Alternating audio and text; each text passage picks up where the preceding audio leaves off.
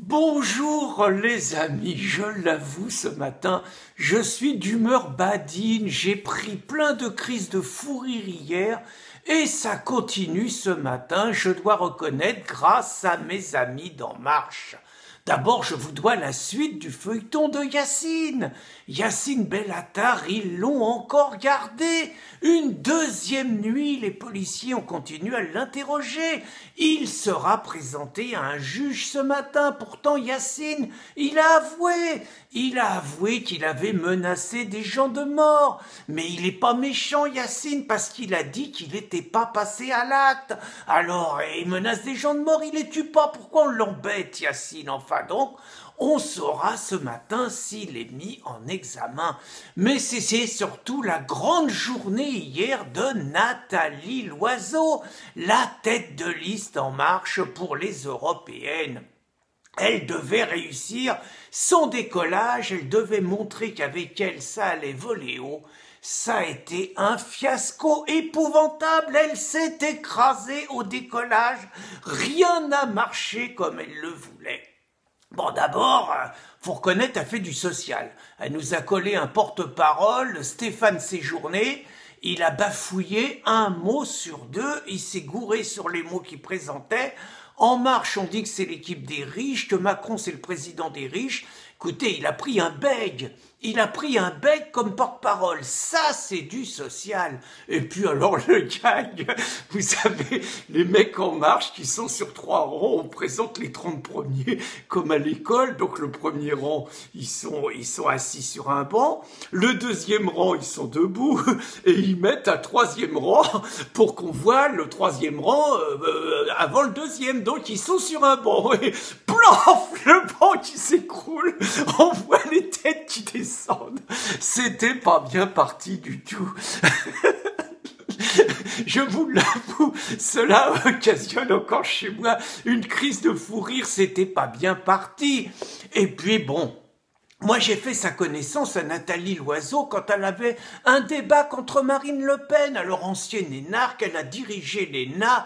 Oh là là, elle a l'air méchante, oh là là, elle a un pic, elle a un nez, elle a des yeux perçants, on sent qu'elle a des griffes. Alors elle nous a fait le coup de « Madame Le Pen, j'étais battue avec vous, je voulais pas me présenter, mais vous êtes tellement méchante que j'ai décidé de me présenter contre vous. » Un peu de plus, elle lui mettait un coup de nez, elle lui crevait un œil, elle lui aurait arraché l'autre œil avec ses griffes. Oh, moi, elle me fait peur, Nathalie Loiseau. Et puis, je me suis renseigné.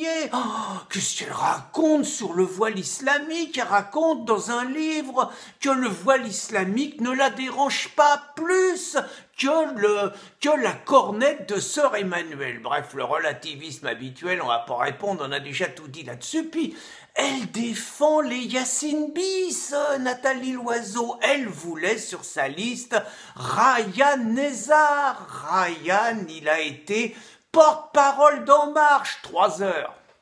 Pas plus, le temps qu'il découvre qu'il avait quand même traité Marine Le Pen de pute, il avait traité une journaliste de poufiasse, bon c'est moins grave que salope, et il avait dit à Copé « Va niquer ta mère !» Ah, c'est quand même autre chose que Bellatar, qui lui voulait sodomiser la mère de Gaccio. Ils ont quand même un petit problème avec les mères, ces gens-là. Moi je ne suis pas psy, mais je m'interrogerai. Et puis Loiseau, ça n'a pas marché non plus, son départ du gouvernement. Elle espérait être la seule à annoncer qu'elle allait quitter le gouvernement. Mais il y a le baston Griveaux-Majoubi sur la mairie de Paris. En gros, Griveaux, porte-parole du gouvernement, Griveaux tête de veau, celui qui était parti en courant à toute allure parce que les gilets jaunes avaient fracassé la porte de son ministère, qui avait battu un record du 300 mètres, Griveaux ne voulait partir du gouvernement que s'il était certain d'avoir l'investiture LR. Mais il y a Majoubi qui veut la place aussi. Majoubi, c'est un espèce de mélange de Delanoë et de Sadiq Khan, maire de Londres. Homosexuel musulman, c'est ce qu'il faut pour être maire de Paris, selon lui. Et Majib, il avait dit que lui, il allait quitter le gouvernement. Donc c'était un bordel. Macron a décidé, les deux doivent quitter le gouvernement en même temps. Donc Loiseau les fait rater. ils partent à 3 du gouvernement. Reste la question fondamentale. Qui comme porte-parole à la place de Griveaux, tête de veau? Moi, j'espérais Marlène, je vous l'avoue. Il nous colle Emmanuel Vargon. Bon, on va pas se marrer avec elle, une écolo triste. Bon, le seul truc drôle, c'est que c'est une écolo, elle s'est fait poirer à 150 à l'heure. Un jour de pic de pollution, fallait rouler qu'à 110. Bon, il y a que ça de drôle, mais avec Marlène, Marlène porte-parole, qu'est-ce qu'on serait fendu la pêche? Marlène, elle a encore fait parler d'elle. 4e bouquin en moins de 2 ans. Qu'est-ce qu'elle a comme boulot? Mais quel est son secret? On le sait, elle a accordé une interview au journal du dimanche. Elle nous a tout dit sur sa vie privée. Elle dort pas, Marlène, elle dort pas, elle boit pas, elle fume pas, mais elle, oui, je vous vois venir, non, vous ne me le ferez pas dire, non, vous ne me ferez pas dire elle avale, vous ne me ferez pas dire, non, je dirais simplement, mais qu'est-ce qu'elle bouffe? Parce que la Marlène, c'est pas pour dire, mais...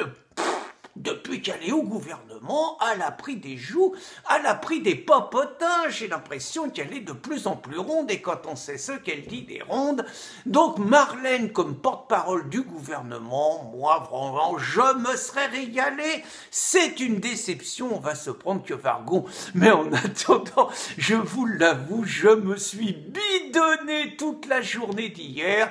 Comme disait Valérie Trierweiler, les mecs d'En Marche, merci pour ce moment.